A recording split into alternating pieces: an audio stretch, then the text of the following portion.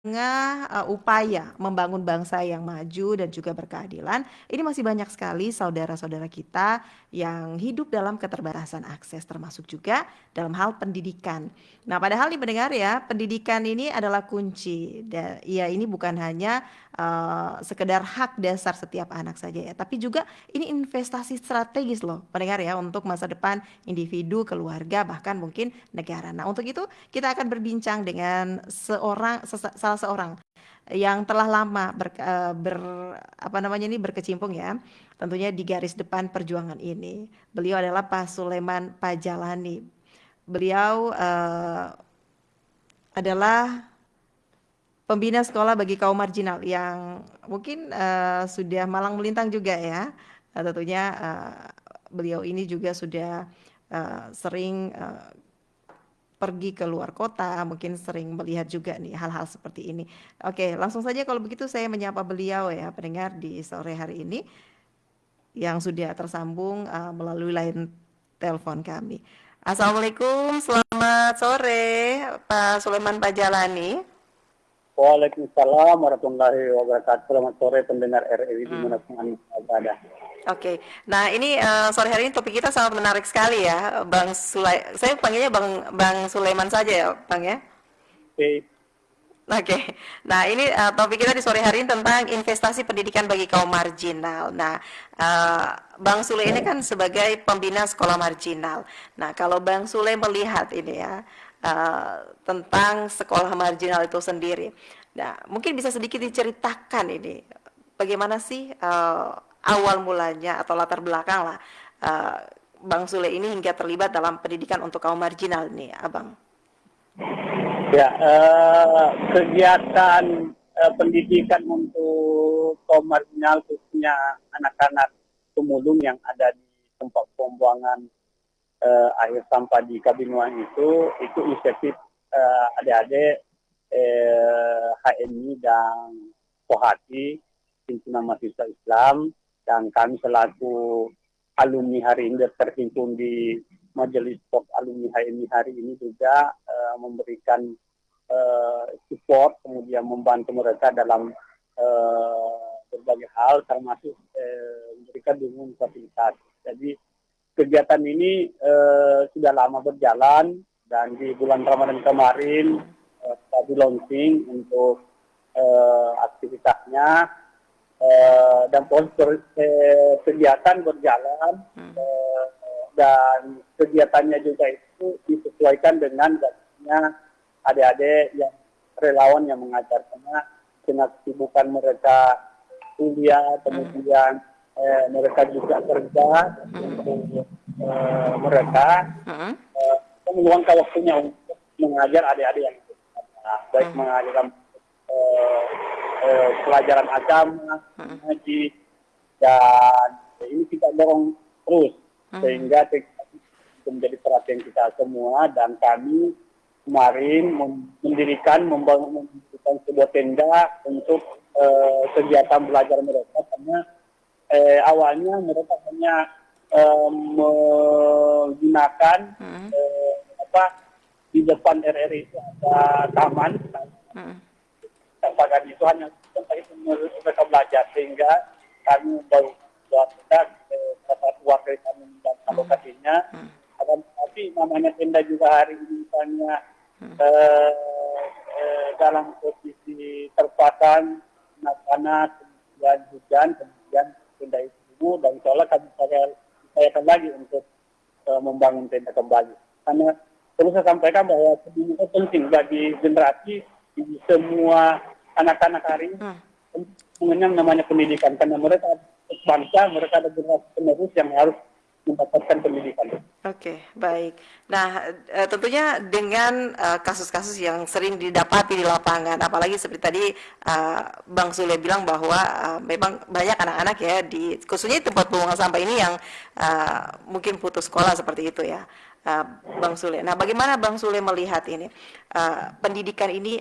Kalau Bang Sule melihat seberapa penting sih atau seberapa besar sih pendidikan ini sebagai bentuk investasi, terutama untuk kaum marginal itu sendiri? Ya, saya kira bagi marginal dengan anak-anak lainnya itu sama. Mereka butuh pendidikan karena itu adalah aset masa depan mereka. Mereka akan menjadi generasi muda, mereka akan menjadi penerus bangsa. Kemudian mereka tidak boleh diberikan dengan keterbatasan mereka. Kira kehadiran kita semua, termasuk lembaga sosial seperti kita yang hari ini yang hadir, adik-adik mahasiswa dalam terpimpin dalam himpunan mahasiswa Islam, kemudian Forhati dan hari ini hadir di tengah-tengah kesibukan dan keterbatasan kami. Yang jelas kami hari ini memberi spirit kepada adik-adik. Bahkan kami sebenarnya ada kunjungan mereka hari ini bukan hanya di tempat-tempat di buang sampah akhir, ada beberapa lokasi itu membutuhkan juga, misalnya di Pulau Palu, ke beberapa desa. Kami hari ini terus mudah-mudahan ada dukungan-dukungan dari pemerintah daerah, kemudian dari program pemerintah daerah juga yang hari itu belum terkoneksi, belum tersampaikan, atau ada program pemerintah pusat yaitu namanya Sekolah Rakyat yang mungkin hari ini penting juga di lewat pemerintah daerah untuk atau mengkomunikasikan bahwa di Toli butuh juga nama Sekolah Rakyat, sehingga sarana prasarana itu bukan kendala sehingga mereka hari ini bisa mengenyam pendidikan meskipun mereka hari ini di tengah keterbatasan mereka. Oke, nah Bang, ini kan Bang Sule sudah tentunya tadi seperti kata Bang Sule ada beberapa begitu ya sekolah-sekolah untuk kaum marginal seperti itu, bukan hanya di tempat pembuangan sampah saja. Nah, seperti apa mungkin kondisi pendidikan yang Abang temui ini di komunitas marginal tempat biasanya Abang pergi untuk tentunya apa namanya nih untuk langsung turun lapangan melihat pendidikan anak-anak ini sendiri. Iya, antusias, kemudian respon baik, kemudian perhatian terhadap orang tuanya itu ternyata juga punya perhatian terhadap pendidikan. Bahkan mereka curhat, mereka sampaikan bahwa kegiatan-kegiatan seperti ini kalau perlu itu berkesinambungan sehingga tidak terputus, karena memang kegiatan adik-adik dan mereka ada waktu kemudian meluangkan waktu untuk mengajar di tengah kesibukan kuliah dan kerjanya, kemudian ada juga terhenti. Nah, itu kesempatan mereka. Tapi kami selalu kami menginformasikan kepada orang tuanya bahwa meskipun kegiatannya tetap terus, karena memang kondisi hari ini adik-adik hari ini yang hanya punya semangat keterbatasannya, saya kira ini penting untuk saling memaklumi dan mereka juga hari ini memaklumi. Bahkan tempat kami juga kemarin bertemu beberapa orang tua itu selain dari segi pendidikan juga mereka dari fasilitas ibadah juga mereka hari ini sempat menyampaikan kepada saya, sehingga kami melakukan rapat dengan orang tua. Rencananya mereka hari ini mendirikan musola sekaligus tempat belajar mereka, sehingga tidak pakai tenda lagi. Nah, mungkin ke depan setelah kami panitia pelaksana, ke depan itu mungkin akan diadakan pembebasan lahan untuk membangun musola sekaligus tempat belajar mengaji kepada anak-anak yang itu kami dengan orang tua yang ada di Kabinuang, karena memang jumlah mereka ada sekitar 100 kakak yang jaraknya jauh dari masjid besar yang ada di Kabinuang. Oke, jadi memang ada antusias yang sangat besar itu dari orang tua para siswa untuk sekolah marginal ini ya, Bang Sule ya? Ya, antusias biasa, karena pada saat kemarin kami kami dikunjungi oleh media TVRI Sulsel, itu kami meminta kepada anak-anak buku beserta orang tuanya, sampai ada sekitar 70-an yang orang tua dengan anak itu hadir melakukan kegiatan tersebut, dan mereka itu hadir itu bergerak katanya untuk datang bagaimana mendengar apa dan sampaikan, kemudian itu mereka berdiskusi dengan kami dan mereka menginginkan bahwa kegiatan-kegiatan tersebut juga mendapat sambutan positif dari pemerintah daerah sehingga mereka juga menjadi diperhatikan dalam dunia pendidikan. Hmm. Nah, tapi kalau di lapangan sendiri ya, yang sering ditemui di lapangan atau kendala-kendala yang sering ditemui di lapangan apa? Tantangan utama lah ya begitu, bisa dibilang seperti itu yang mungkin dihadapi oleh anak-anak dari komunitas marginal dalam mengakses pendidikan yang layak ini, Bang Sule. Nah, kalau tantangan hambatan data yang pertama adalah tempat fasilitas, tempat belajar karena itu Tempat belajarnya. mesti kami sudah siapkan tapi dalam keadaan darurat. Sesuatu kalau itu bisa rusak dan hari ini setelah kita padam ya memang sudah rusak kembali karena kondisi cuaca. Yang kedua memang tim pengajar itu terbatas. Oke, Itu tim pengajar.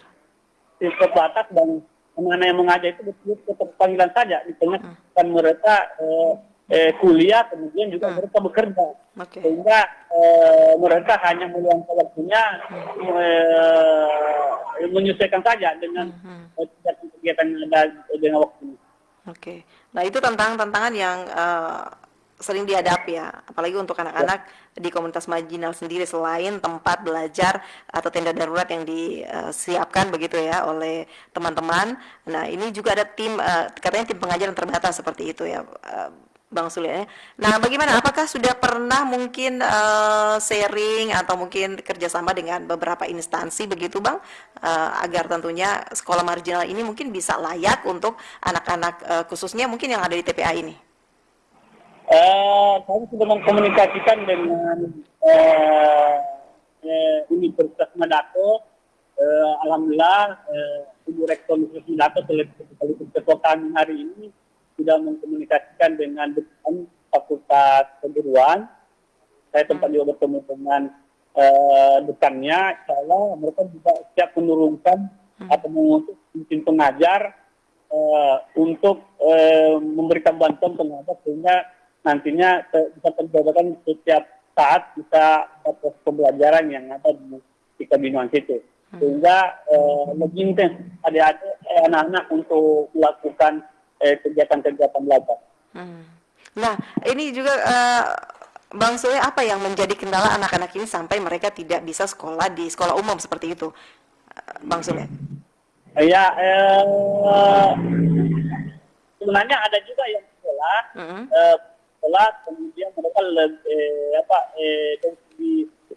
belajar agama itu di les tambah di tempat itu. Yang kedua juga ada yang sudah putus sekolah dan juga yang tidak sekolah karena ya tidak tahu bahwa mata pencarian orang tuanya semraut hanya mengantarkan memulung di situ, kemudian itu menjadi kendala sehingga anak-anaknya tidak sekolah. Nah, kalau untuk sekolah marginal sendiri, apa perbedaan sekolah marginal yang Abang bina sekarang ini dengan sekolah formal pada umumnya nih, Bang?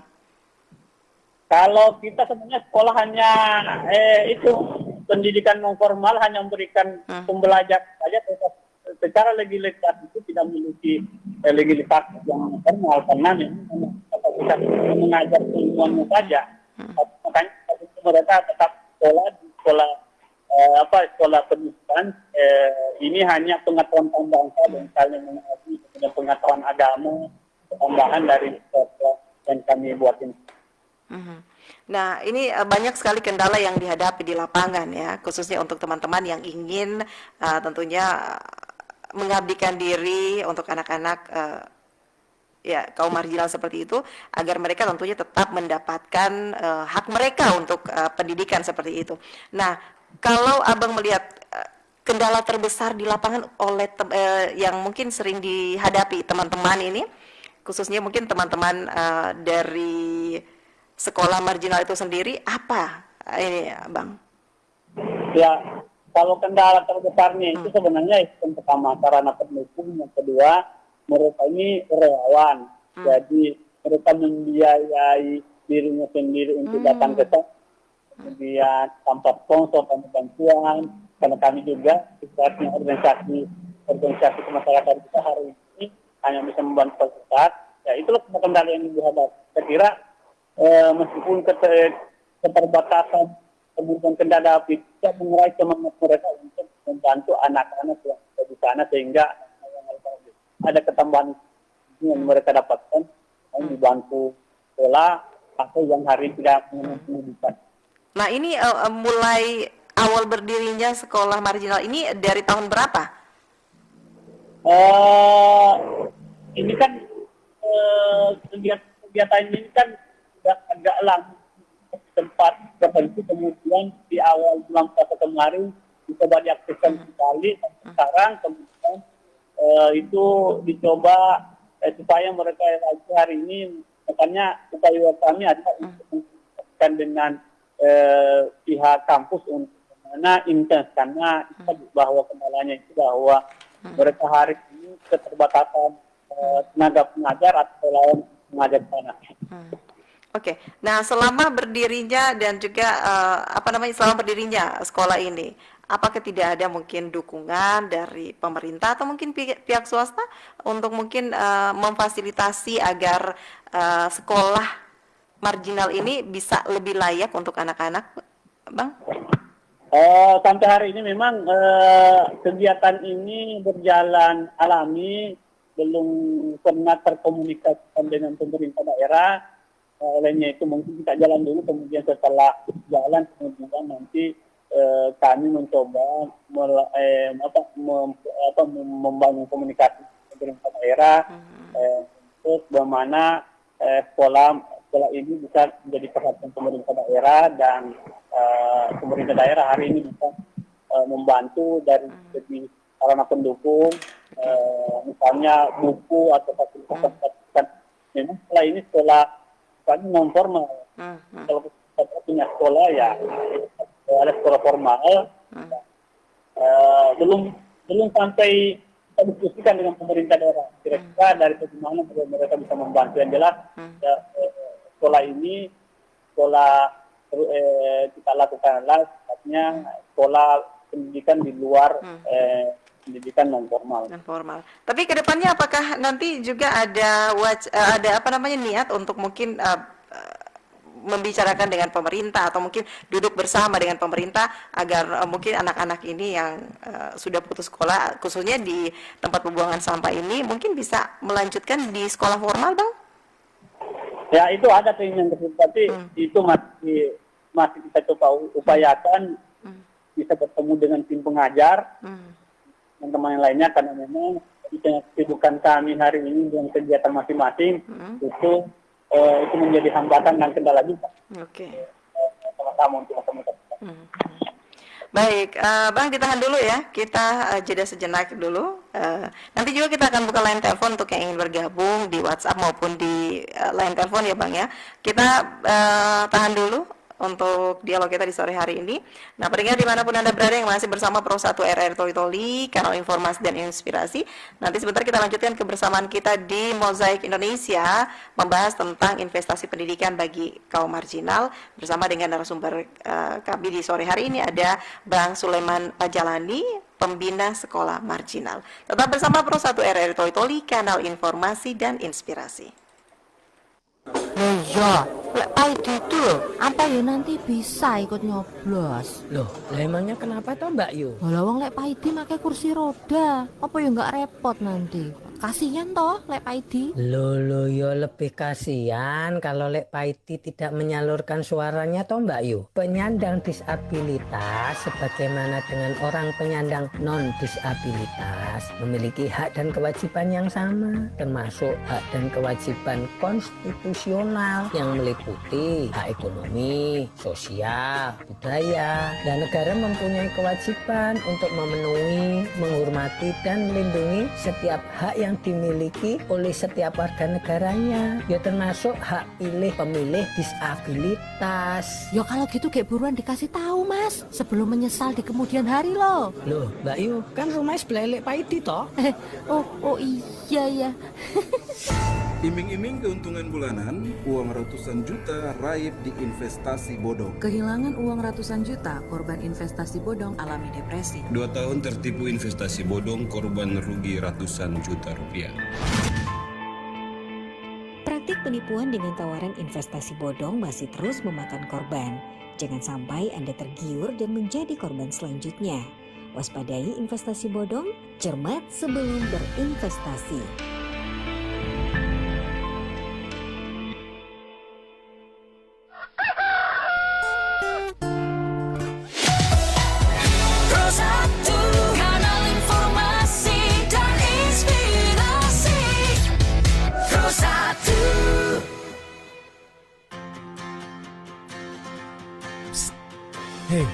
Hei, mau mulai investasi? Hati-hati, jangan sampai tergiur iming-iming cuan cepat. Banyak modus penipuan berkedok investasi, dari emas palsu sampai binary scam yang bikin dompet kamu jebol. Investasi itu bukan sulap, nggak ada yang instan. Selalu cek legalitasnya, terdaftar di OJK atau Bapepti. Imbal hasilnya, wajar atau janji muluk. Risikonya, jelas atau disembunyikan. Kalau ragu, konsultasi ke ahli atau cari info di sumber terpercaya. Ingat, investasi itu kayak pacaran. Jangan langsung kasih semua yang kamu punya. Cari tahu dulu track recordnya, baru komitmen.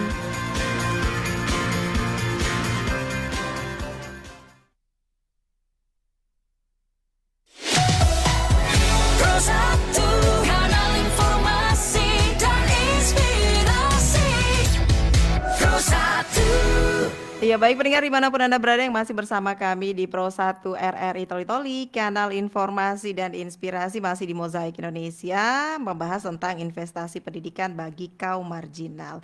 Bersama dengan narasumber kami di sore hari ini, Bang Sulaiman Pajalani, pembina sekolah marginal. Halo Bang, masih bersama kami ya Bang ya?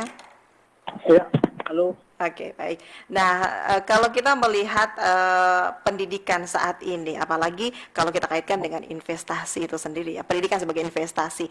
Nah, kalau Abang melihat sendiri, bagaimana pendidikan ini mungkin bisa menjadi jalan keluar lah dari kemiskinan. Apalagi kita ketahui bersama bahwa banyaknya, kalau kita ketahui bersama bahwa saat ini ya, banyaknya kasus-kasus sosial ini terhimpit akibat mungkin ekonomi, entah itu mungkin karena kemiskinan dan sebagainya. Nah, kalau Abang melihat dari sisi pendidikan itu sendiri, bagaimana nih?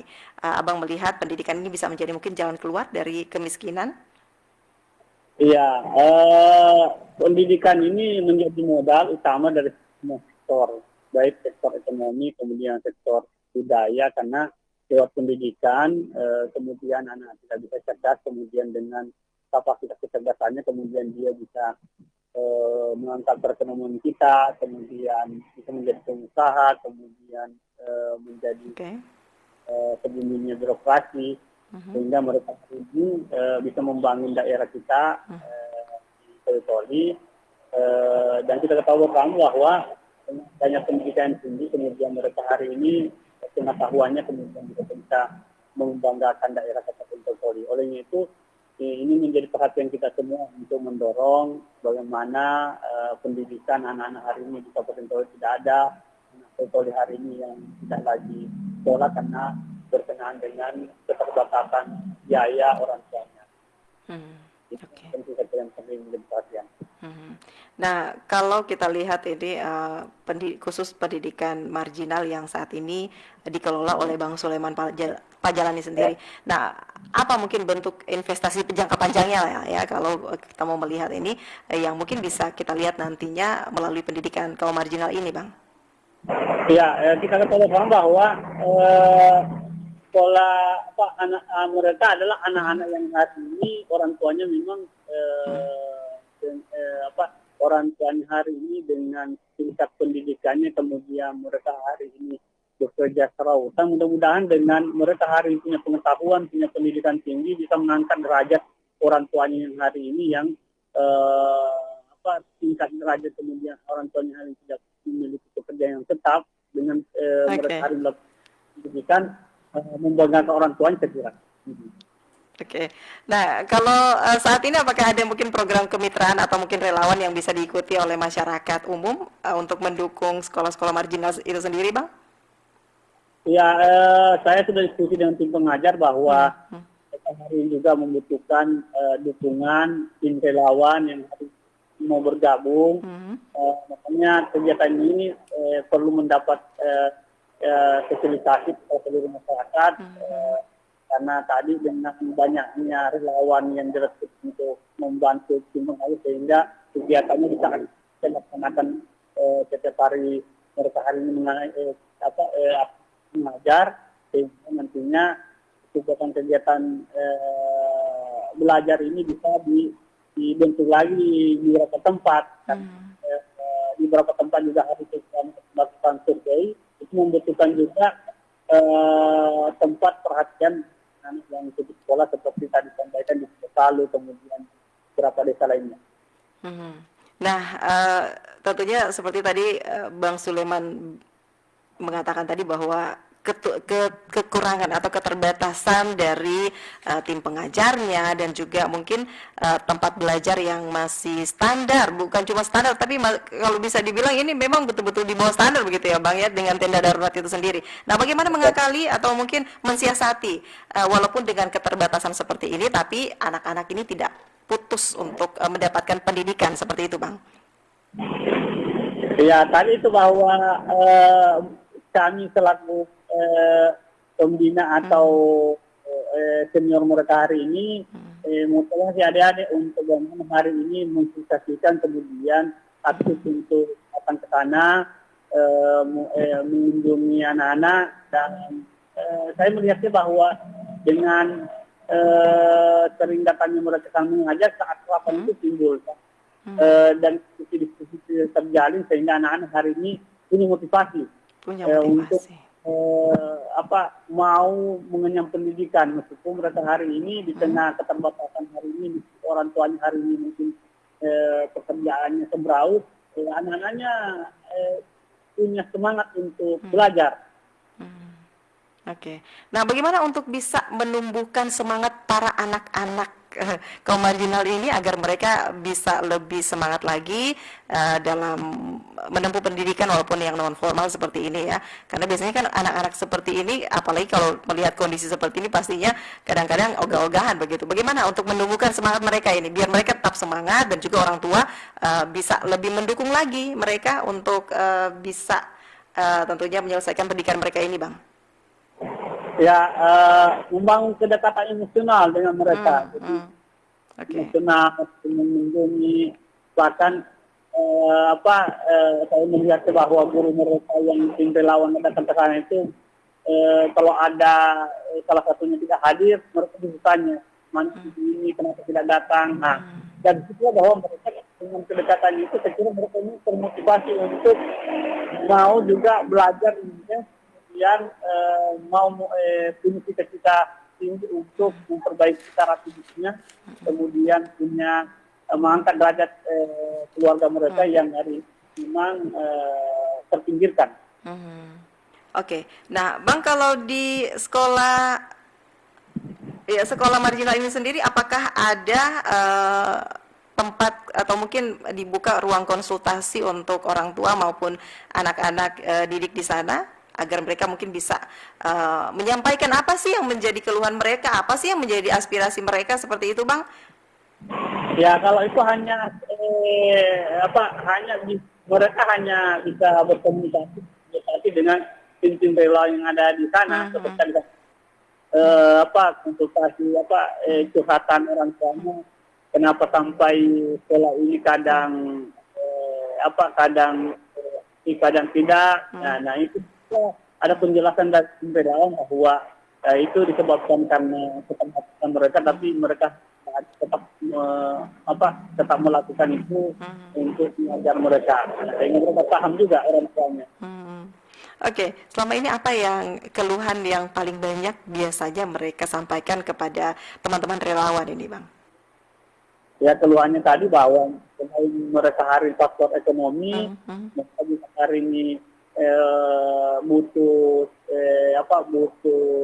tempat untuk meningkat derajat ekonomi mereka. Banyak hal yang termasuk soal mereka ada keinginan untuk memiliki tempat ibadah, kemudian mereka hari ini ingin mendapatkan bantuan yang layak dari pemerintah daerah.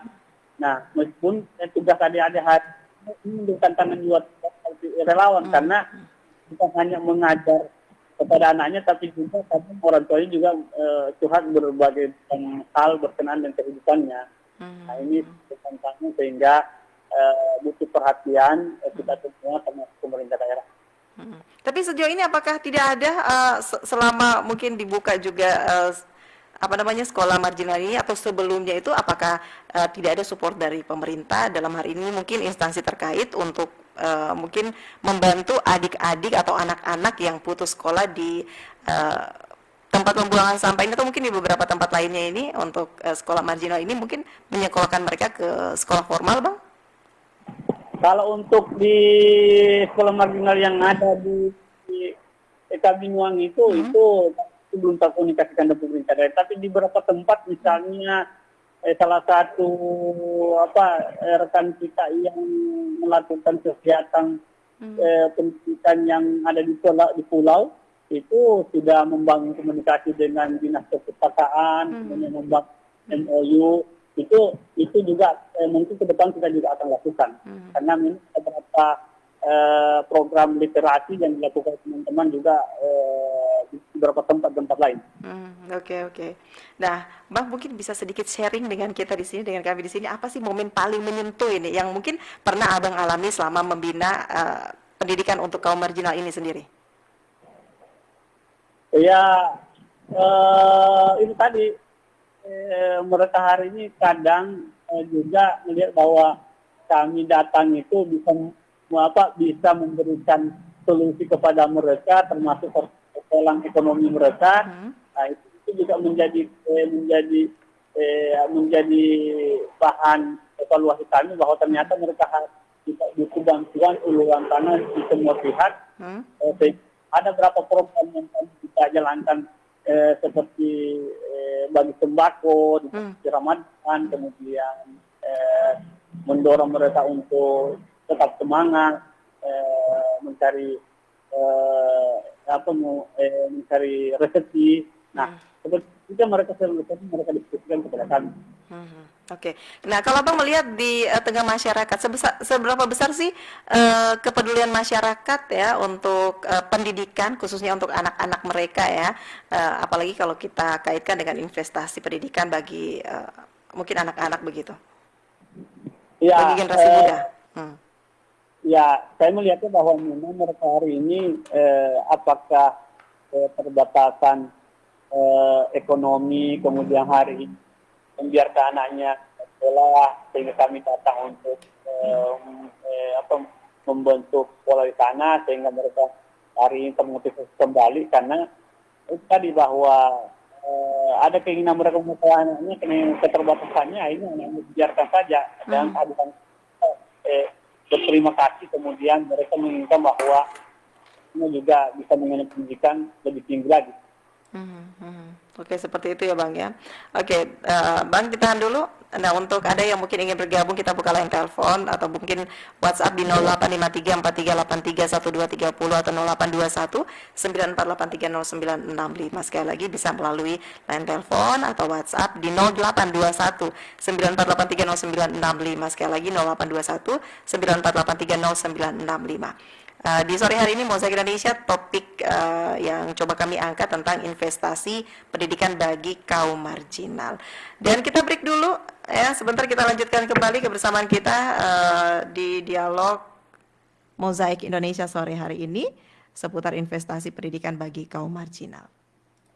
Kita dengarkan dulu yang berikut ini.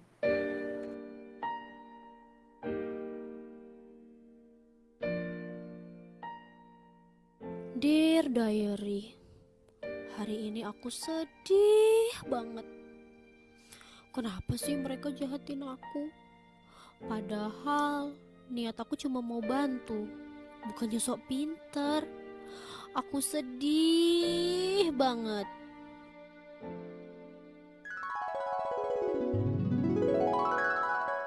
Alah, kamu mah masih mending. Aku lo lebih parah. Kalau segitu doang ngapain nangis? Eits, stop deh jadi kamu mendang-mending. Gak semua orang kalau curhat suka dibandingin. Niatnya curhat, malah jadi adu nasib.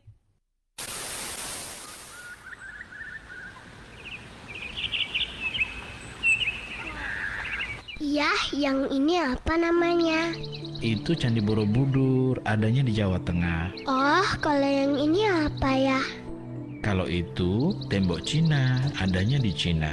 Panjang ya? Terus kalau yang ini apa ya? Mana? Oh, yang itu Candi Prambanan.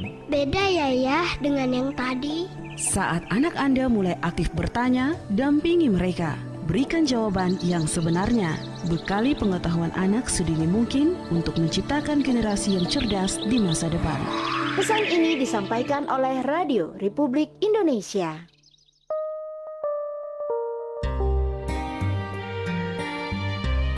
Pendidikan merupakan elemen penting dalam kehidupan. Dengan pendidikan, kita bisa mewujudkan apa yang diinginkan, yang membuka semua yang tertutup dalam diri kita, juga membuat kita tidak takut untuk melangkah, menapaki satu demi satu batu pijakan untuk mewujudkan impian. Dengan pendidikan, Sang Pencipta memberikan kita akal untuk berpikir dan mencari ilmu. Pendidikan sejatinya tercermin dalam perilaku diri, tak peduli seberapa kertas angka yang dimiliki. Terima kasih Bapak Pendidikan Nasional Ki Hajar Dewantara. Kami siap mewujudkan cita-cita luhur bangsa yang akan melahirkan generasi unggul meneruskan perjuanganmu. Serentak bergerak, wujudkan Merdeka Belajar.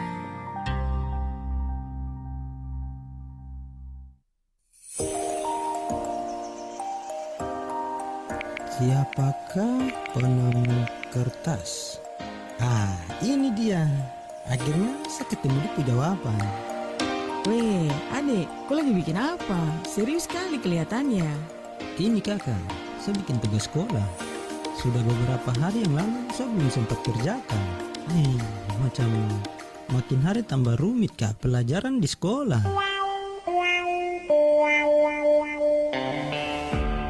Perbanyak membaca deh, biar kau juga tidak lupa sama pelajaran di sekolah. Oke, siap kakak. Berarti saya harus belajar lebih giat lagi toh? Iyo adek, nah itu baru namanya saya punya adik. Buku adalah sumber berbagai informasi yang dapat membuka wawasan kita. Membaca buku sangat baik untuk melatih otak dan pikiran.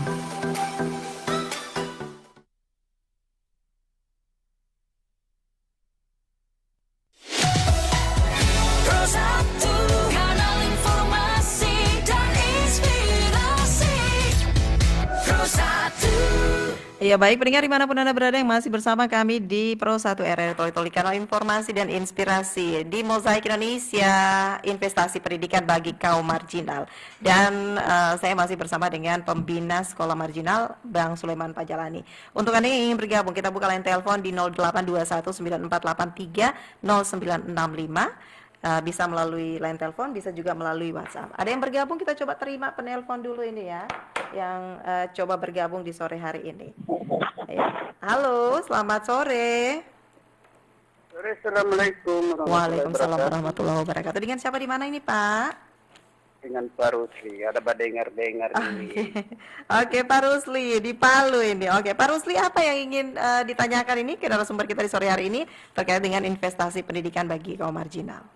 Iya, kayaknya sangat menarik buat saya ini. Makanya bisa bertanya sedikit sama pengelola ini.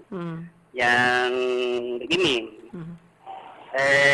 pendidikan kan sekalipun pendidikan swasta itu yang kita inginkan itu pendidikannya bisa berkelanjutan. Itu. Nah, olehnya itu mohon maaf ini karena saya juga pernah mengelola itu sekolah-sekolah swasta kan seperti alhamdulillah sekarang ini sampai sekarang masih bermanfaat terus. Yang pertama saya mohon maaf ini cuma menanyakan apakah ini kan swasta kan Ibu ya? Iya, ini cuma mereka ini berbadan seperti sosial begitu, Pak Rusli. Oh iya, berarti tidak berbadan hukum. Nah, kalau begitu saya hanya nanyakan saja.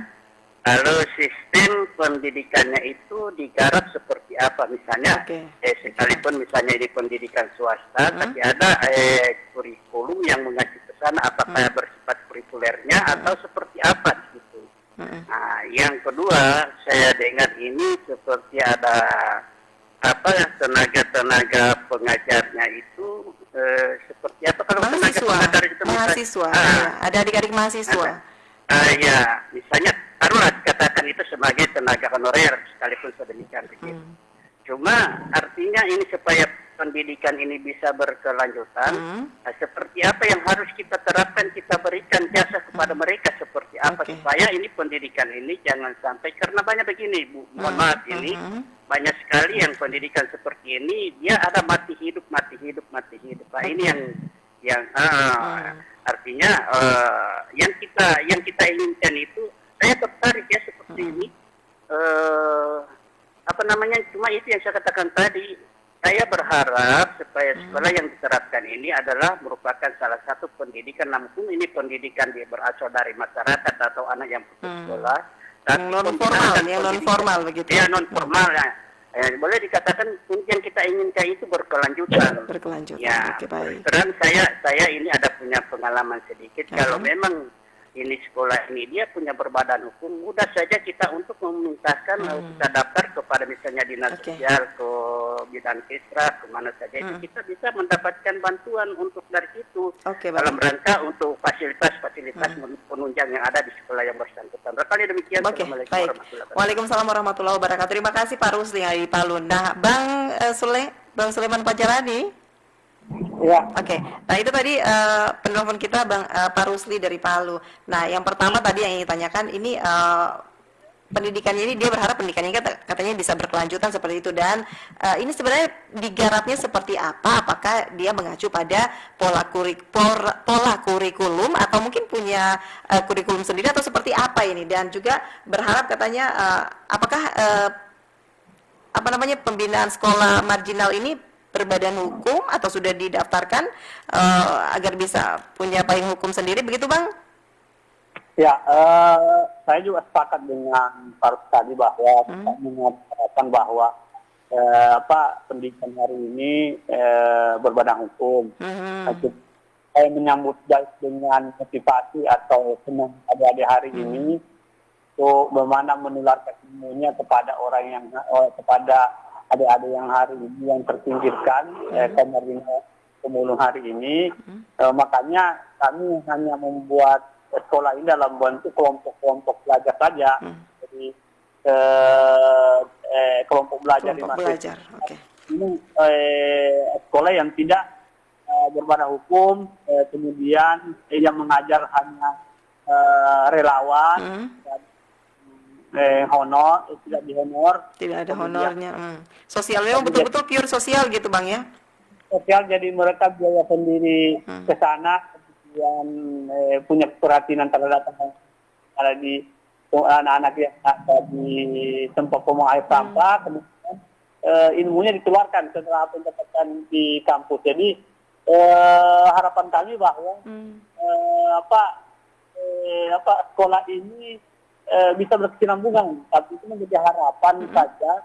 Intinya, makanya tugas kami hari ini di tengah kesibukan kami memberikan motivasi dalam terus kepada desa. Nanti mereka bisa merekrut relawan-relawan sehingga nanti ke depan itu berkesinambungan kegiatan ini.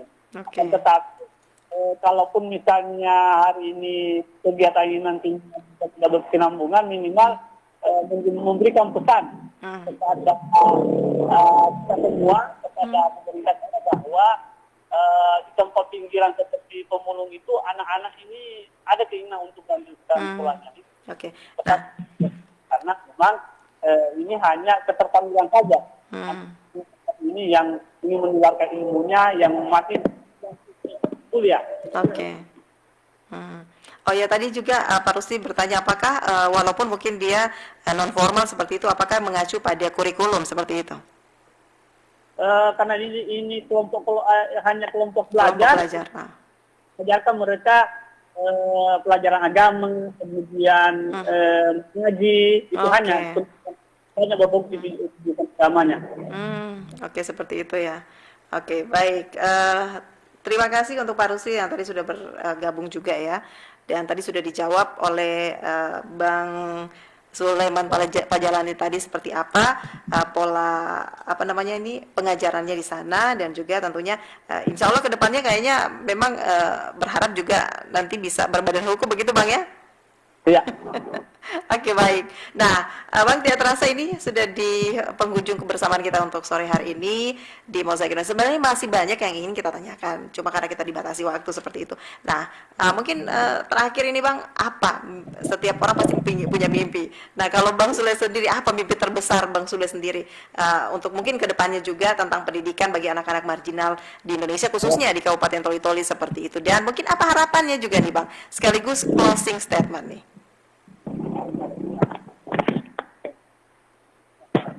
Halo? Ya, halo Bang. Ya harapan kami bahwa harapan teman-teman hari ini yang tergabung dalam kelompok pelajar kegiatan kelompok pelajar nasional ini memberikan pesan kepada pemerintah daerah untuk bagaimana kita sama-sama punya perhatian terhadap pendidikan sehingga mendapatkan generasi muda tapi pemimpinan yang ada di Kabupaten Toli, sehingga nantinya lahir anak-anak yang cerdas, kemudian mereka bisa membanggakan keluarga. Itu yang dipesan kami. Oke, baik. Terima kasih Bang Sulaiman Pajalani untuk waktunya di sore hari ini. Beliau pembina sekolah marginal, dan semoga tentunya apa yang menjadi harapannya, cita-citanya, dan juga kedepannya ini mungkin bisa terwujud ya Bang ya. Ya, amin. Dan mungkin nanti selanjutnya juga ada kolaborasi dengan instansi terkait ya Bang ya, biar tentunya anak-anak ini yang mungkin ada yang beberapa yang putus sekolah bisa mungkin dibantu untuk melanjutkan pendidikan di sekolah formal seperti itu Bang ya. Ya, itu menjadi harapan kita semua. Oke, baik. Terima kasih waktunya Bang. Nanti next time kita bisa sering-sering lagi ya Bang ya. Amin. Ya, Oke, baik. Nah, pendengar dimanapun Anda berada, tidak terasa kita sudah di penghujung kebersamaan kita di dialog Mozaik Indonesia sore hari ini, mengangkat topik investasi pendidikan bagi kaum marginal bersama narasumber kita Sulaiman Pajalani, pembina sekolah marginal. Dan semoga apa yang sudah kita perbincangkan di sore hari ini ya bisa bermanfaat untuk kita semuanya, dan juga ini bisa menggugah kesadaran kita semuanya bahwa perubahan itu tidak selalu harus dimulai dari hal besar. Terkadang cukup dengan kepedulian, terus juga langkah kecil dan niat tulus. Nah, kita juga bisa menjadi bagian dari gerakan besar untuk mewujudkan akses pendidikan yang setara dan juga inklusif. Baik, pendengar dimanapun Anda berada, untuk sore hari ini di Mozaik Indonesia kami cukupkan sampai di sini. Saya Yuni Wahab mengucapkan terima kasih dan undur diri dari ruang dengar Anda. Tetap bersama kami di Toli-Toli sore ini. Kami akan hadirkan beragam informasi dan juga program acara yang akan menemani Anda di sore hari ini hingga malam nanti. Tetap bersama kami di Toli-Toli sore ini. Yuni pamit, selamat sore dan wassalamualaikum warahmatullahi wabarakatuh.